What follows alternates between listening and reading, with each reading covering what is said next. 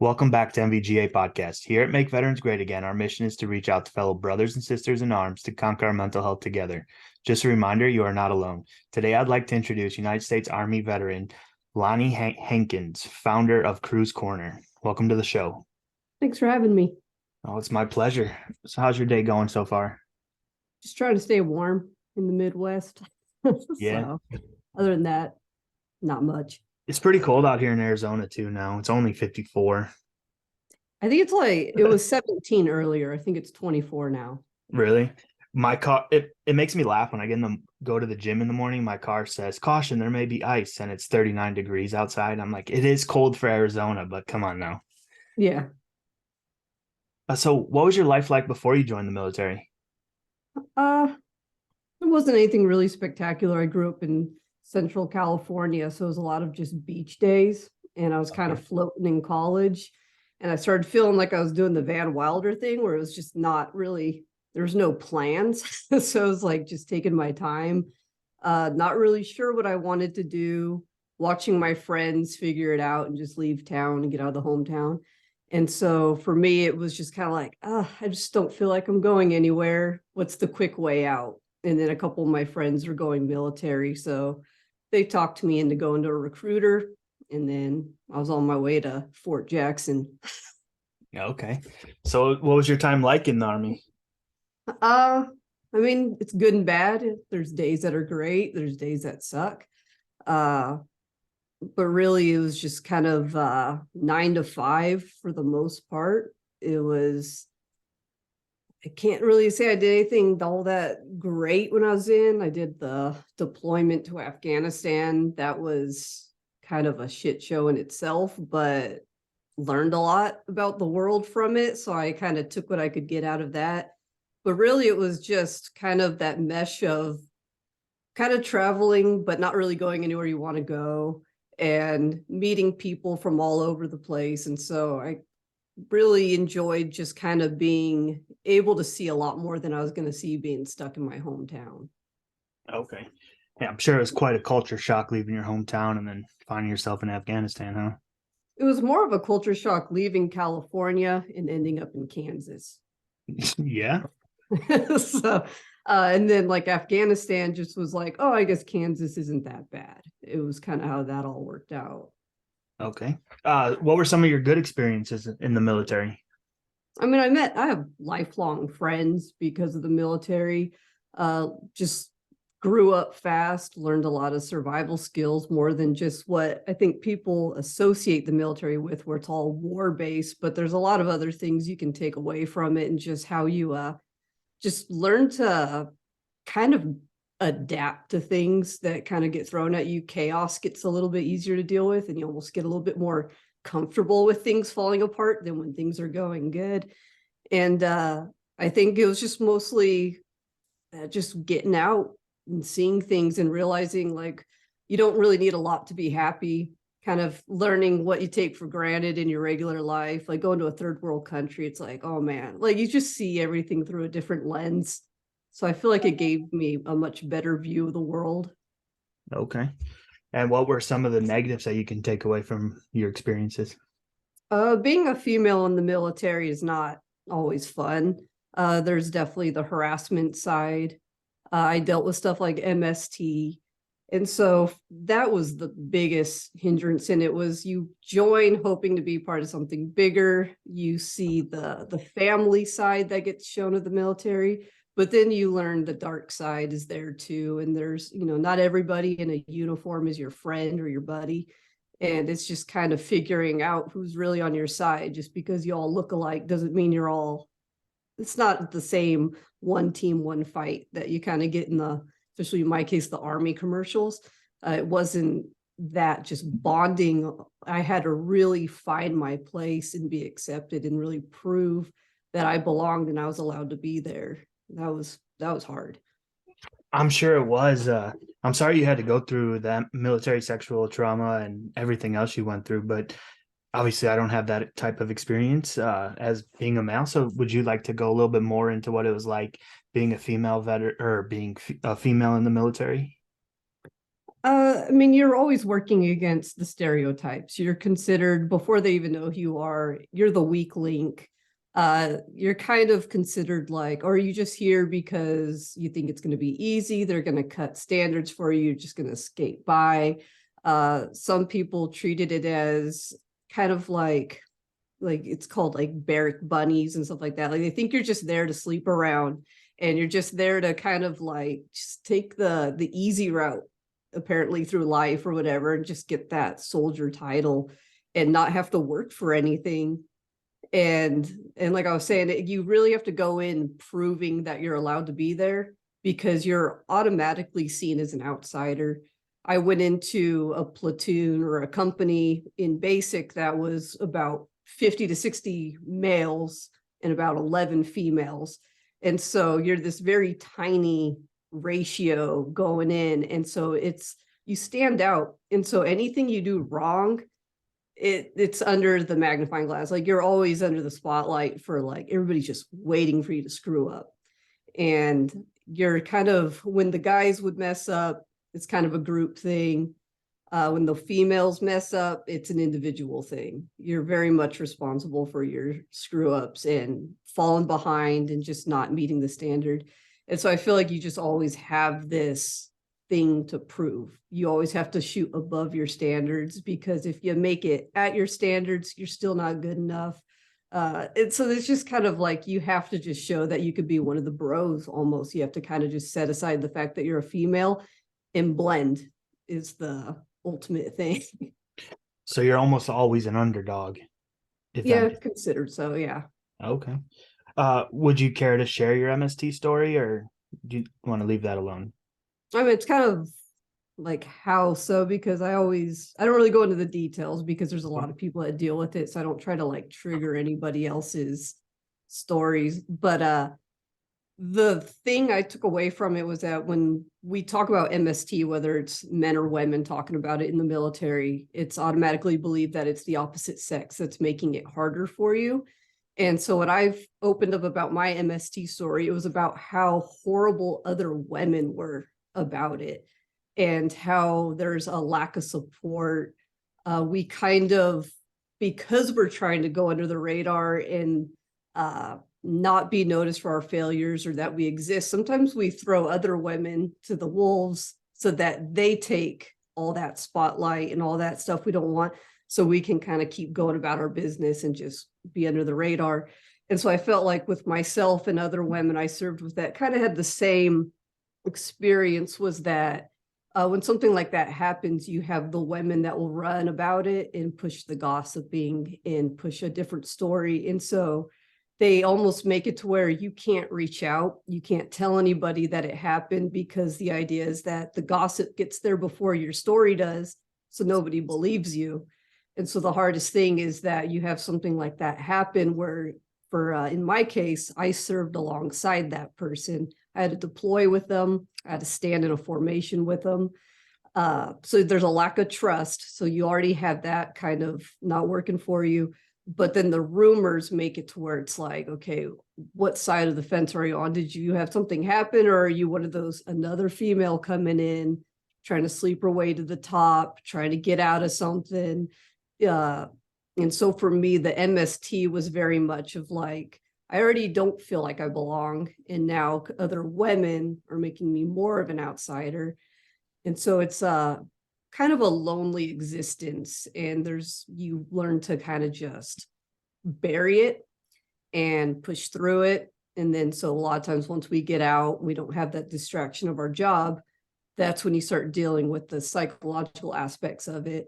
And then the veteran community believes that, well, if you weren't a war fighter, you're not, a grunt. What do you have the struggle for? What do you have to have as an issue if you didn't do anything? And so you just always have this trauma sitting there that nobody really wants to hear about, doesn't really believe.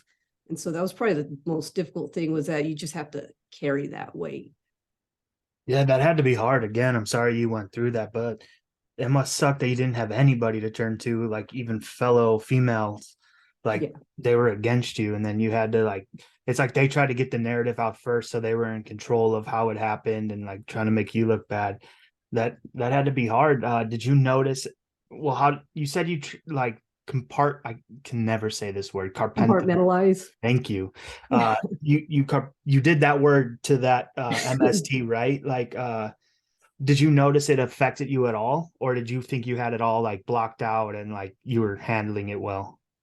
When it initially happened, it was very much like put on the face, don't let them know. So it was a lot of just like overly trying to pretend that everything was okay. And in trying to hide any of that distrust you have for people, because you see everyone in a uniform in a different light. I had that happen within the first month of getting to my first unit. Oh, So wow. it was very quickly tarnished for me, my idea of what a soldier was. And then to deploy on that, it's kind of like there's always that, especially even with the stuff that happened with the other women. It's you never go into any situation feeling like you got everybody fully on your side. So this idea of like, again, the one team, one fight battle buddy system, you already know there's cracks in it. There's already a flawed system there. So it makes every mission a little bit more difficult. And then again, because you compartmentalize all that and you shove it all down, once you don't have anything to distract you anymore, then you start going like, it's the what if game. What if this didn't happen? Would I still be in? Would I still have a job? Would I still have a purpose? Would I still feel like I have value and worth and all this stuff? And so you kind of get into this headspace of just like, I'm the failure. I did this. I wasn't tough enough. I failed as a soldier. And it took me years after leaving the military to really come to terms that, it happened. I couldn't change it. I was still the best as I could be at the end of the day, and kind of not really let it go, but it's a lot to move past, to just forgive yourself that it wasn't, there wasn't a whole lot you could do about it. We all try to think we know going in that you're not naive. You know every scenario. It's not going to happen to me. Right. And things happen. That they do. And so that happened almost immediately of being in the fleet, huh? And did you have to be with them for your entire time in service? About the next 2 years. So That had to be they rough. left with my final year of active duty. It was like they moved on, but again, it's tarnished, so it can be anybody in the ranks, anybody in your formation, and so it doesn't matter if they leave. You already know there's somebody there that's probably just like them. You just don't know which person it is, which is the harder thing to deal with. You don't know who's really on your side. Right. And that had to be so hard, especially because when you're new to the unit, like you know a little bit, but you don't know anything, right? And then like that's where you're getting shaped and molded even more out of basic and boot camp and all that. So that had to be really hard to focus on your job and perform daily with that in the back of your mind, and then that fear in the back of your mind as well. And I'm it's weird saying this to me, but like I hope that was the only time that happened to you in your military experience. Like I wish it never happened to you, but hopefully the next 3-4 years of your career went a little bit smoother and you didn't have to deal with any of that. You definitely still deal with like the harassment. There's always that person that comes into the unit that is maybe too handsy. It's always saying something weird, kind of like just you're sitting at your desk and it's like little innuendos or something being said, and it's just kind of like there's always that uncomfortable person in the office or in the unit. But I never dealt with anything to that extent except for when I was going, because I had just come out of in processing. So I hadn't even figured out my whole leadership, like my whole chain of command yet. I didn't even know who to report or how to report. But luckily it was that one time, because then you're on guard for the rest of it. So you kind of learn the hard way. Okay. Did that horrible situation help you in a way, do you think? Like, did it help you prepare your mind in a certain way to get through the next 3 years? Like, were you able to turn it into a positive, even though it's such a negative? I mean, really, the only positive I feel like came after when I got out, I had a story and an experience that I knew other people knew and had experienced as well. And I knew how I dealt with it. I knew the wrong ways I dealt with it. So there was kind of like coming from an angle of, I understand what you're going through, and this is how I got through it. So really, it was just becoming like the person that I wrote it all down. I've published books about it to where it's like, here's my piece of the survival guide that nobody gives you in life. other people can add to it. But just kind of like being able to give the warning I never got going in. Nobody told me that that was even something I would have to consider happening. And so I felt like I was able to go in later on and be like, hey, just so you know, not everybody's horrible. There's a lot of great people in the military, but you have to understand that not everybody, like just in life, not everybody's on your side. Not everybody's gonna be on your team. And so I think that's where I felt like I was able to turn it into something, because it was something that was never going to go away. It's one of those traumas that sticks with you, but you have to learn how to work with it.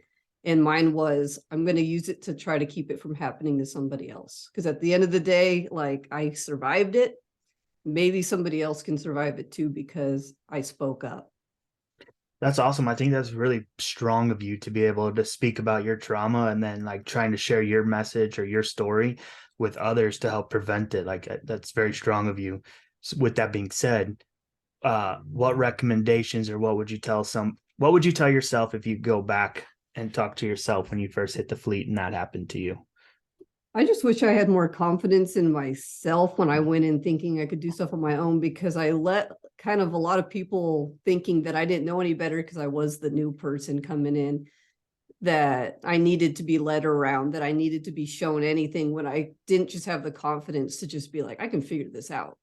And so I feel like I put myself in a vulnerable spot for something like that for that to happen. And so going back, I just wish she was like, God, I wish I was so naive and just thinking that this is going to be great. We're all, one big family.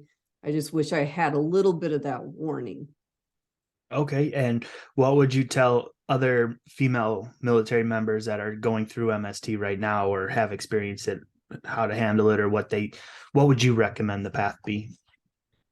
For sure, find somebody to talk to about it, whether it's like I went to the VA and they kind of showed me I couldn't really talk about it. And so like I found other battle buddies through veteran organizations that had very similar experiences, and it helped to just not feel alone, that my experience was not just solely mine. Somebody else knew that story. And as horrible as the story it is, it helps to know that you are not the only one that has to go through it, because then you can just kind of talk about it and let it out. And there's that release, because trying to keep the story in was the worst part that I dealt with. And it's an uncomfortable story, but once I finally put it out there, it was like the dirty little secret's out. I don't have to carry this weight anymore.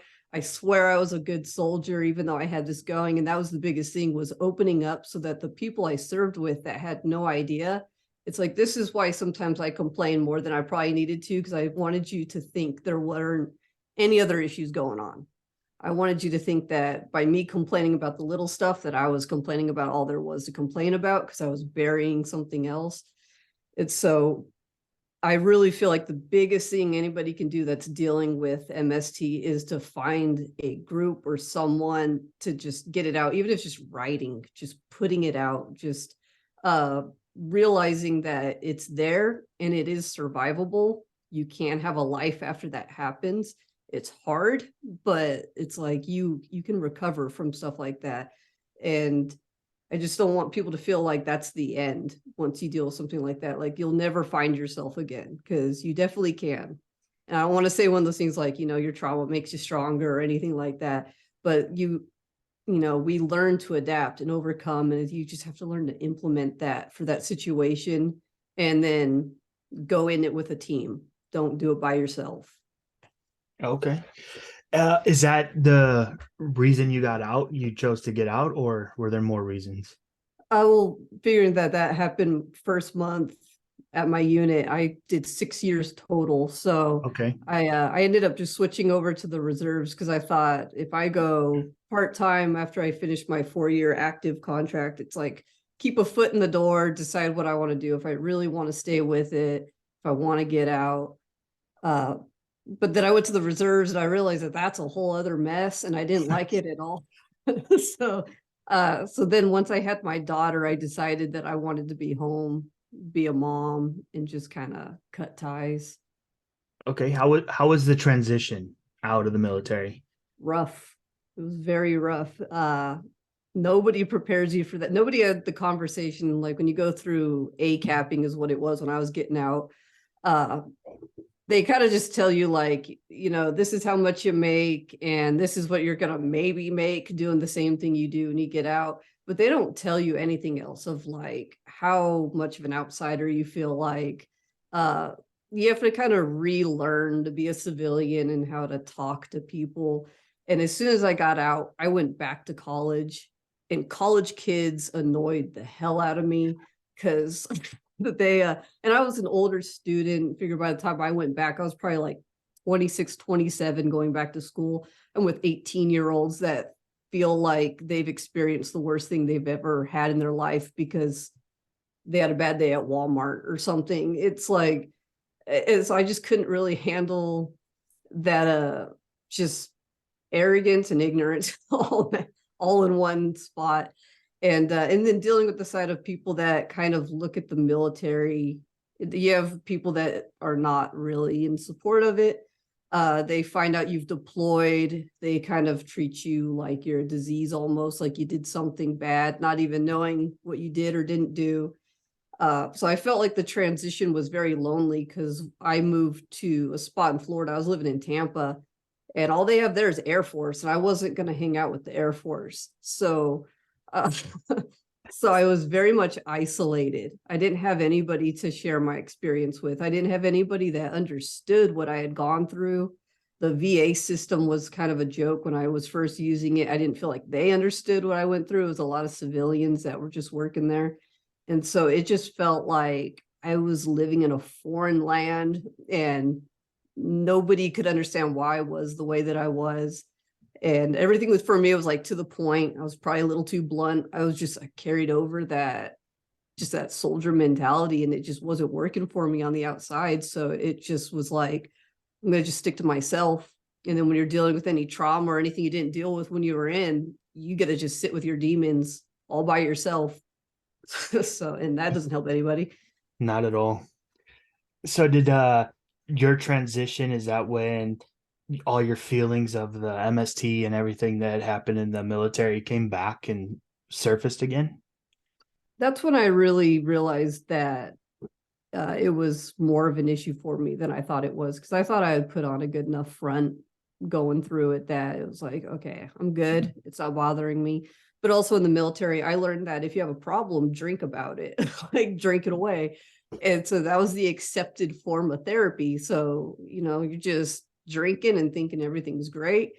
And I kind of continued the whole don't talk about it, just drink when I got out. And then when that became a problem, and before I got out of the Army, like they had been giving me, I was having issues with sleeping and anxiety. So they were kind of feeding me pills to help with that. And then the VA was very much about like, oh, here's a problem. Well, here's a pill. Here's another pill for that. So then I had just the prescription kind of cocktail going on, still drinking. And that's when I realized, like, when I just started deteriorating further, that's like, okay, there's clearly an issue. I don't like how I feel. I'm obviously not in a good space. Like, I just didn't feel like I found or even knew who I was getting out, and I couldn't find my place in the civilian side of things. And so it was like just kind of floating through, still in that isolation. And that's when it was just like, okay, like I need to try some therapy, or I need to talk to somebody. And when that didn't really work, it was about 2018. I was still in school. I was finishing up I think it was my master's, and doing a capstone project. And I did it on the VA. And I had some veterans in my class that were like, that's a pretty good insight. And I kind of talked about what we go through, our struggles and things like that. And it opened up the door of like, people want to talk about these problems and our issues with transitioning and like how we're having a hard time, that I started blogging. And then when I started writing, I started kind of getting in contact with more veterans and more people. And that's where it was like, I realized how much stuff I had shoved down, how much my trauma had affected me once I started talking about it, because it was like, wow, there's a lot of shit. Like there's a lot there. And but it was all part of that release thing. And so that's where I realized like it did bother me more than I realized. But that's where I really started kind of finding my place again, was when I started blogging and eventually podcasting, because that's where I kind of found my community again, found my way back to the military by meeting the veterans that were coming across my stuff. And so that was the big change and the big eye opener all at the same time. So talking about it is like a great form of therapy, right? Like even if you just write it down, so it's just for yourself and you burn it, do whatever, or if you start sharing it on podcast and social media or whatever the case may be. I'm learning personally that the more I talk about something that's uncomfortable, the more my shoulders relax, the less weight I feel on my chest, and like the easier it gets to talk about. Yeah, there's still some things that are like awkward and uncomfortable to talk about, but it's getting easier each time that I talk about it. So besides the drinking, when you started to talk about it, what other negative coping mechanisms or negative habits did you have because of you're trying to mask everything that happened to you? Well, besides the drinking, there was the prescription, and that kind of sort of abusing that. And then they're pumping you full of pain pills and stuff like that. So you just have this very clouded reality of what you're going through. And then the VA turned around and cut all my prescriptions, so they cold turkeyed me. Damn. And so then I was going through the whole withdrawal from all this stuff I had been depending on.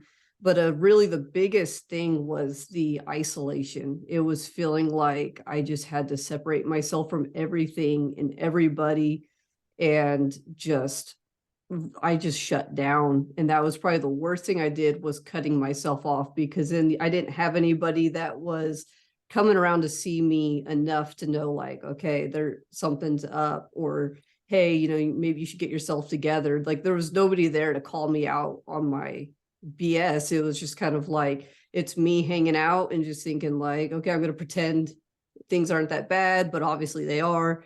And so it's just like, just living in my own just demons and darkness and all that was really the worst type of non-self-care I could have done for myself. Was just feel like I was angry at the military to where I couldn't have anything to do with it. So that cut out veterans as well.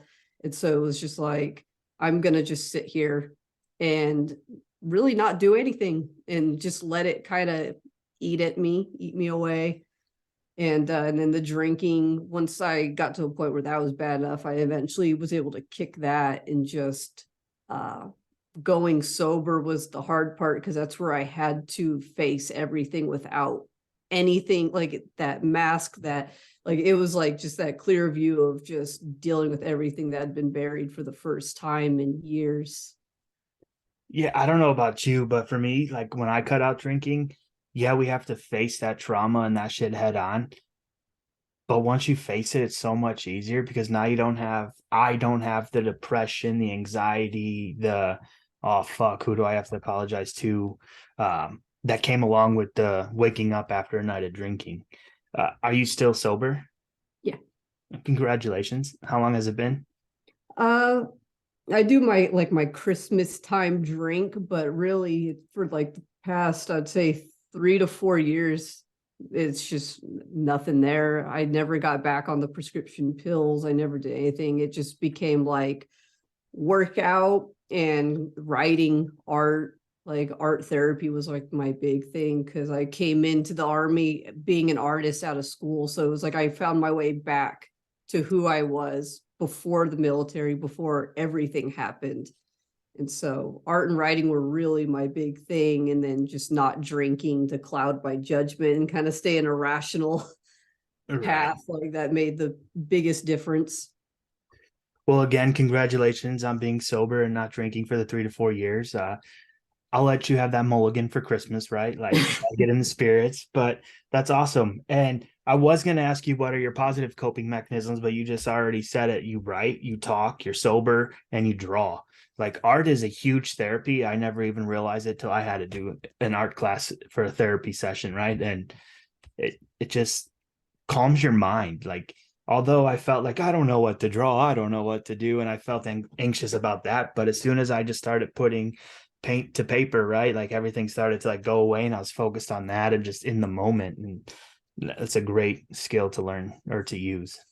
Yeah, it's great when you can get into that zone, because it just kind of, for me, it quiets my mind and I put all my focus into whatever I'm doing with a canvas or what I'm typing, that there's no room to think about all the other stuff that is wearing me down. So it's really that point where I feel like I can catch my breath again and kind of like just relax for a moment and get out of that just ball of anxiety or that depression or whatever it is that's kind of dragging me down, and just breathe.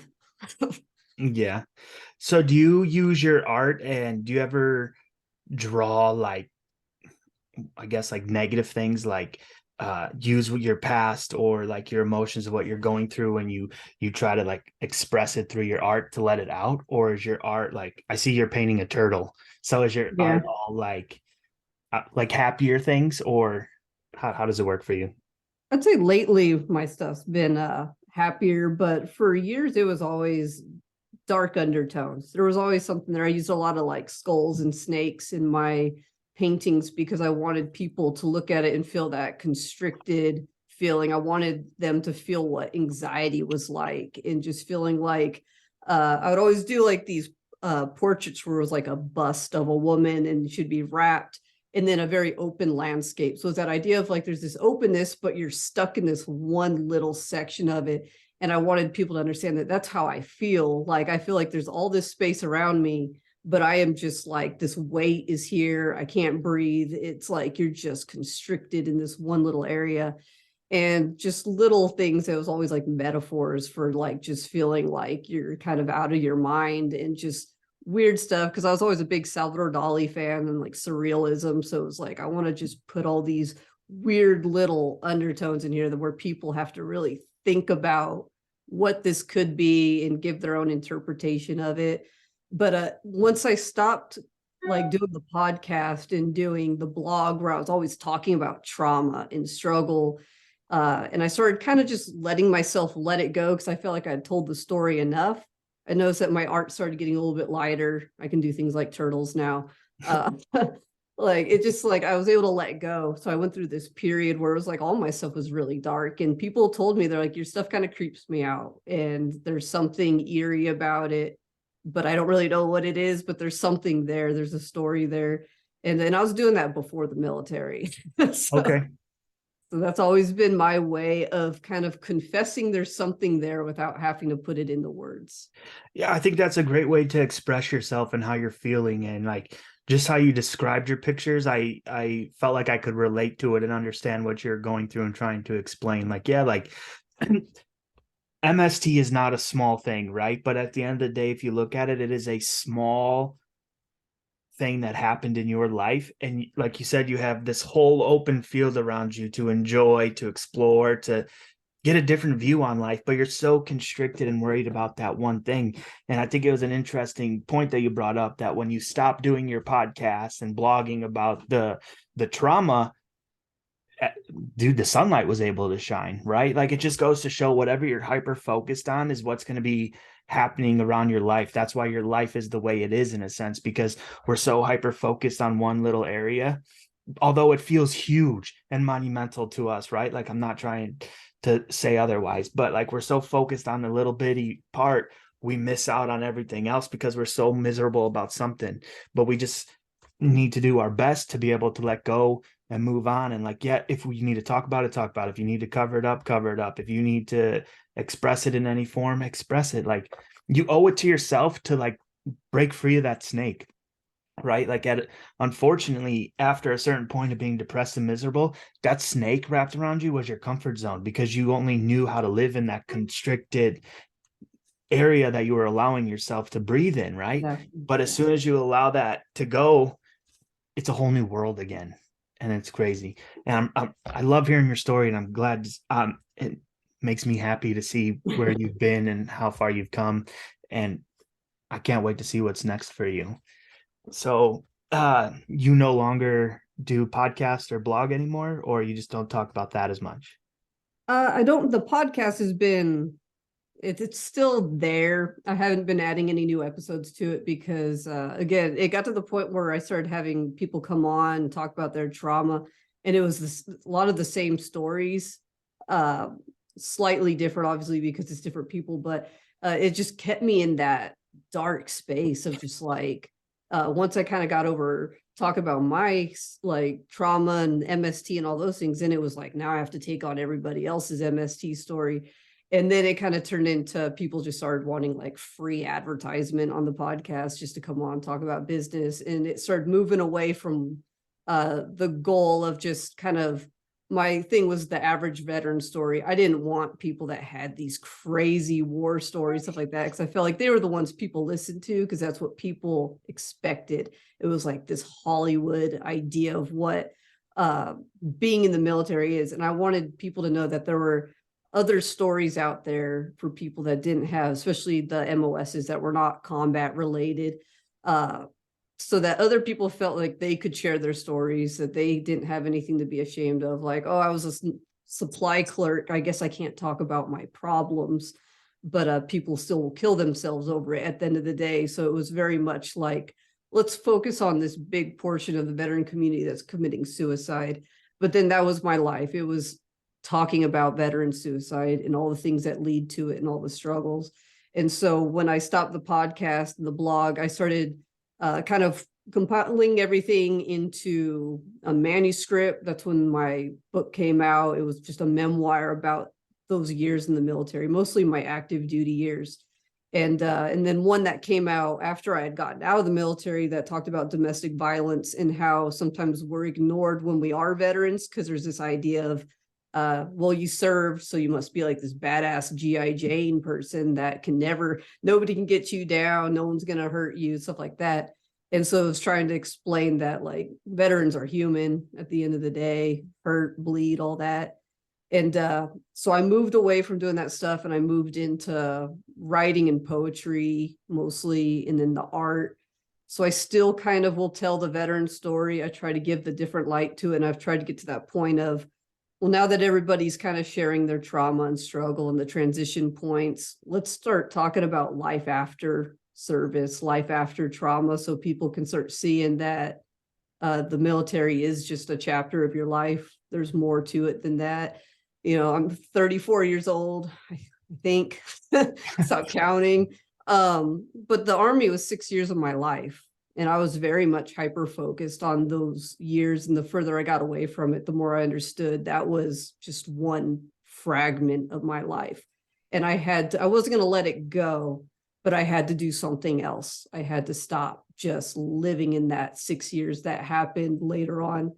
And so for me, the poetry, every once in a while, I'll bring out like my deployment journal and I'll write something off of like an old experience.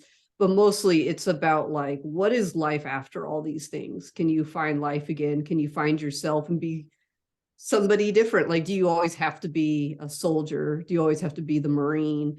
You know, whoever you were in there. And what I discovered was I'm a lot more than a soldier at the end of the day. I can be an artist. I can be a writer. I can be all these things. And so, yeah, every once in a while stuff still leaks into my stuff that's military related, but I'm learning that it doesn't have to be anymore. I can kind of let that go. I think people get it. I served. Like the podcast is there, the book is there. It's like I've put out what I need, and now I can focus on other stuff and not just be like everything is military. Okay, I can respect that. Sorry. So was Kruse Corner? What is Kruse Corner? Is that what you just explained to me, or is Kruse Corner something new? Kruse Corner is kind of the umbrella of everything. That's what it started as. It was the name of the blog, which was the initial thing. And then it became Kruse Corner Podcast. And it just kind of morphed and everything ended up underneath that title. Then it's like I still promote like the books and the poetry and stuff under that. But I've kind of moved away from doing anything. Like for a while, I was showing up to stuff to be like a guest speaker. And it was always under the Kruse Corner name. And then when I started writing and showing my art more, it became more of who I am, more of like Lani Hankins, less Kruse Corner. Like I felt like I could kind of just be me. I didn't have to be this like organization.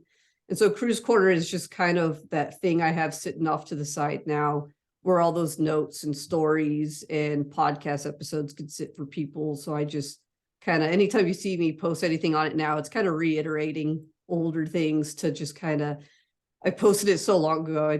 Started it 4 years ago. Not a lot of people were podcasting then. It was not really the norm to be talking about the struggles, especially if you weren't on the combat side of things.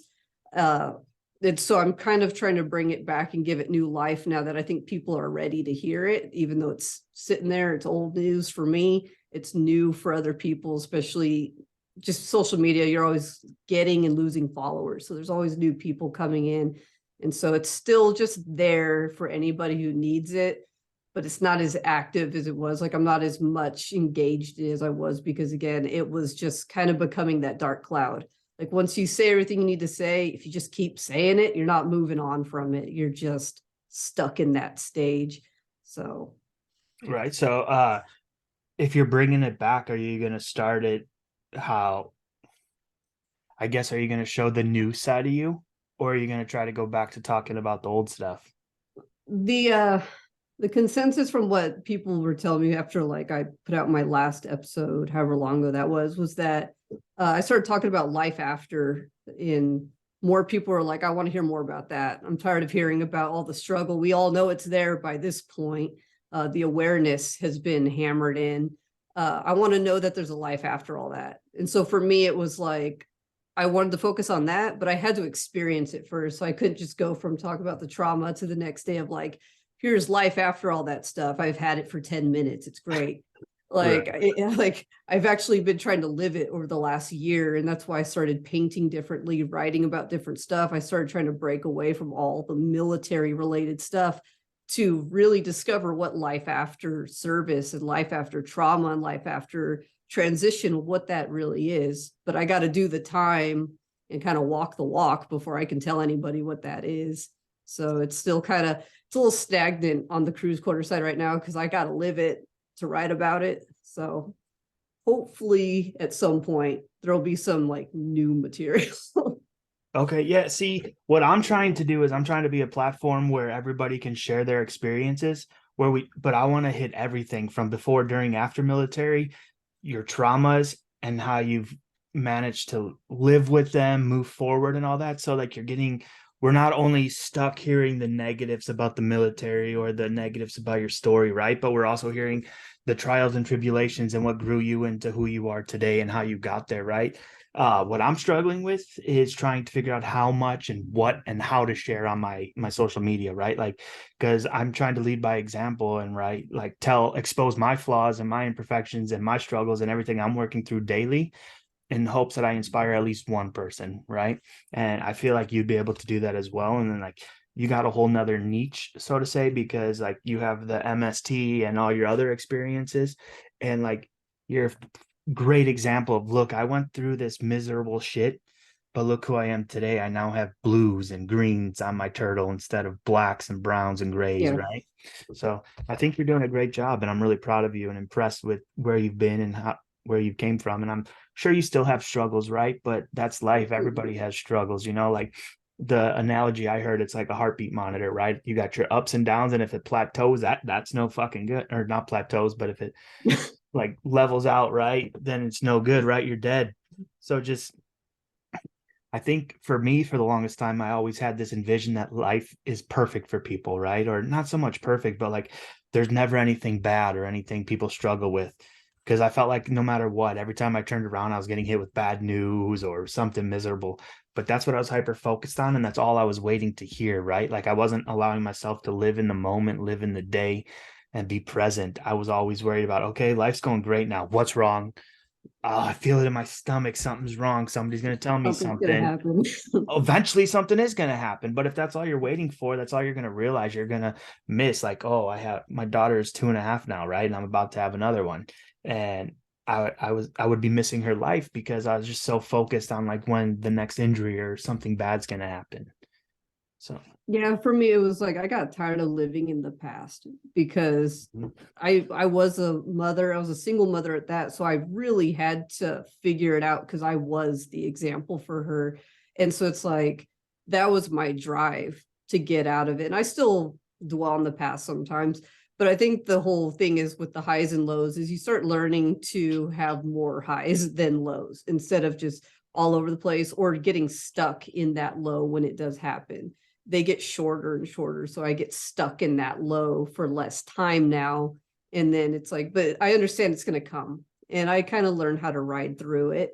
And I know how to have things on the side. Like I know what works. I know sometimes when I'm too low, I don't want to paint. I know I can write though. And so then you kind of like figure out at what point of your low, like what works, and then you get yourself back up to that high. But I understand the high does not last forever. And it's unrealistic to think that everything's going to be great. I try not to be such a pessimistic. I consider myself a realist, but other people consider that a pessimist because it's like something that will go wrong at some point, but it's that I don't try to dwell on it as much. Right. You understand it's a possibility. And then you just prepare for it and get out of it. Don't get stuck there.